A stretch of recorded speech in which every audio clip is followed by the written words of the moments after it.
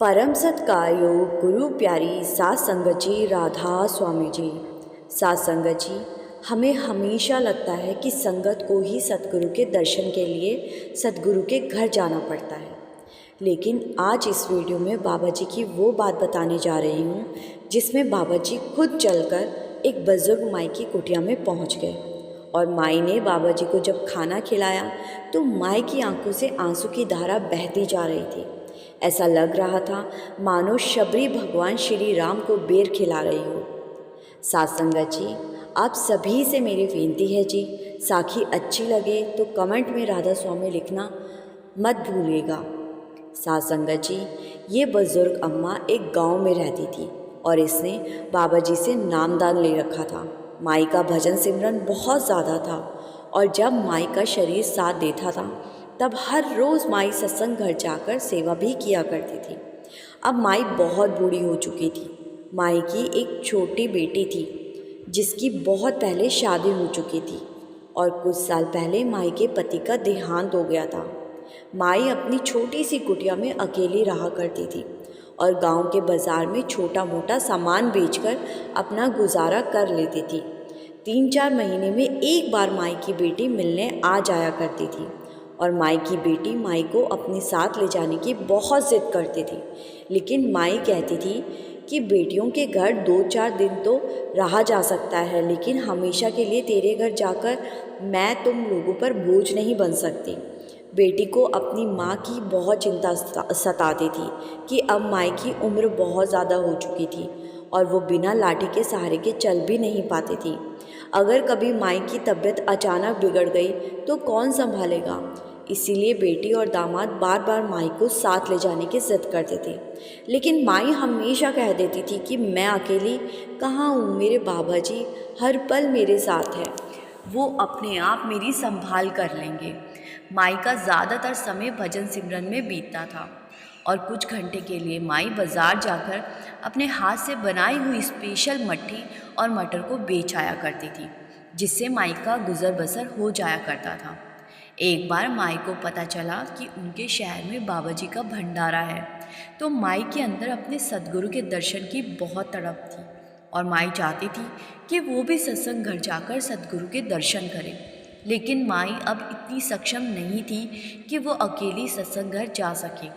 इसीलिए माई ने अपने पड़ोस में रहने वाली एक बीबी से कहा कि उसको सत्संग घर तक छोड़ दें।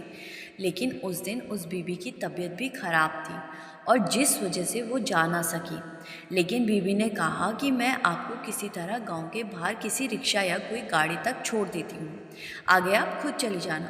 तो माई ने कहा कि ठीक है बेटी, इतना ही कर दे।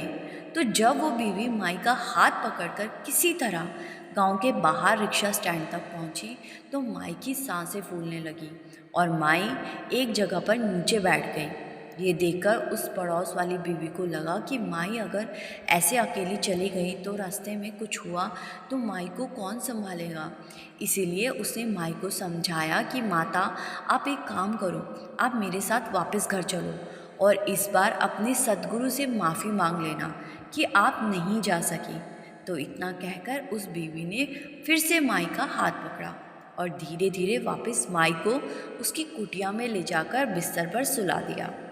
अब माई अपने सद्गुरु से ना मिल पाने के कारण बहुत दुखी थी और उसकी आंखों से आंसू निकल रहे थे और वो मन ही मन अरदास कर रही थी कि हे मेरे सद्गुरु, आज मुझे माफ़ कर देना, आज मैं आपके दर्शन करने नहीं आ सकी। ये कहकर माई सो जाती है और इधर सत्संग घर में बाबा जी सत्संग फरमाते हैं और संगत को दर्शन देते हैं।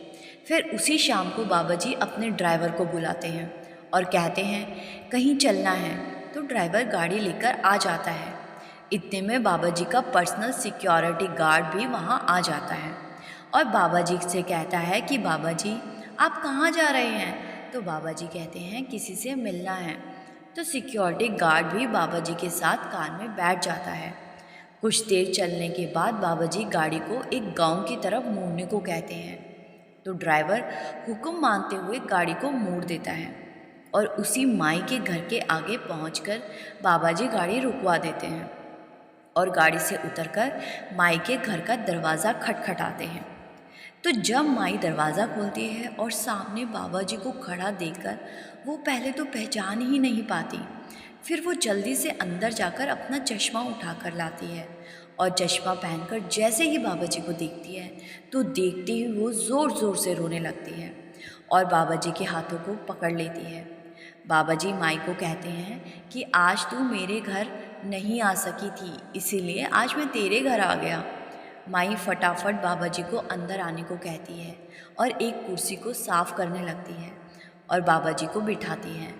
माई को समझ नहीं आ रहा होता कि वो क्या करें, क्योंकि ऐसा दृश्य उसने पहली बार देखा था। माई फटाफट घर में कुछ खाने का ढूंढने लगती है और दोपहर की पड़ी एक रोटी निकालकर उस पर अचार लगा के बाबा जी के आगे रख देती है। बाबा जी भी बड़े प्रेम से माई के हाथ की रोटी खाने लगते हैं। माई फटाफट पानी का गिलास लेकर आती है और ये सब करते हुए माई की आंखों से लगातार आंसू बह रहे होते हैं। माई बाबा जी से कहती है, बाबा जी मेरे घर में इस रोटी के अलावा और कुछ नहीं था, मुझे माफ़ कर देना। तो बाबा जी कहते हैं, माई तेरी रोटी में जो स्वाद है वो किसी और चीज़ में कहाँ होना था।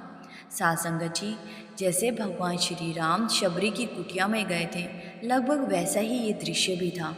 फिर बाबा जी माई से पूछते हैं कि माई तू यहाँ अकेली रहती है।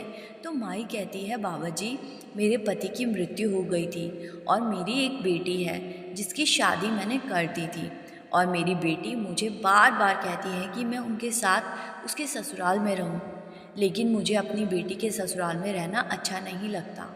तो बाबा जी कहते हैं कि माई बेटी के घर रहना अच्छा नहीं लगता, लेकिन बेटे के घर तो रहेगी। माई कहती है कि बाबा जी मैं कुछ समझी नहीं। तो बाबा जी कहते हैं कि माई तू मेरी माँ जैसी ही तो है, तू डेरे आ जा और वहीं रहा कर, वहाँ तेरी देखभाल भी हो जाएगी और जो तुझे अच्छा लगे वो सेवा भी तू कर लिया कर। तो माई कहने लगी, ठीक है बाबा जी, मैं ज़रूर डेरे आऊँगी। ये कहकर बाबा जी वहाँ से चले जाते हैं। साथ संगत जी, हम तो सोच बैठते हैं कि सिर्फ हमें ही अपने सद्गुरु की परवाह होती है, लेकिन हम ये भूल जाते हैं कि हम तो अपने सद्गुरु के साथ तभी होते हैं जब हम डेरे में या भंडारे में जाते हैं। लेकिन सद्गुरु तो हर पल ही हमारे अंग संग होते हैं। हमारे मन की आवाज़ को भी सद्गुरु कैसे सुन लेते हैं, आज के इस वीडियो में आपने देखा ही है। आशा करती हूँ आपको आज की ये प्यारी सी साखी अच्छी लगी होगी। कमेंट में राधा स्वामी ज़रूर लिख दीजिएगा। और अगर आपको बाबा जी की प्यारी प्यारी साखियाँ सुनना अच्छा लगता है तो इस चैनल को ज़रूर सब्सक्राइब कर लीजिएगा। यहाँ पर हम हर रोज़ नई नई साखियाँ और बाबा जी के कार्यक्रमों के अपडेट डालते रहते हैं। गुरु प्यारी साथ संगत जी, राधा स्वामी जी।